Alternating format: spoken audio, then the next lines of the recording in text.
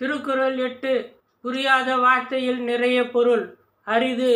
அப்படியென்றால் அந்தணருடைய பாதங்களை வணங்கவில்லை என்றால் பிறவியிலிருந்து விடுபடுவது அபூர்வமானது, முடியவே முடியாது என்று அழுத்தமாக சொல்கின்றார். இந்த திருக்குறளுக்கு பொருள் எந்த வார்த்தையில் உள்ளது? கல்லால். இதில்தான் நிறைய பொருள் உள்ளது. ஆனால் பொருளை தெரியாமல் இருக்கிறது.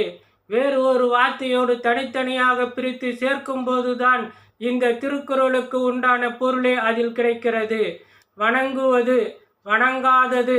இதில் இன்னொரு பொருளும் உள்ளது. வணங்குபவர்கள் கற்றுக்கொள்ளுதல். கற்றுக்கொண்டால்தான் பிறவியிலிருந்து விடுபடுவதற்கு உண்டான வழி கிடைக்கும்.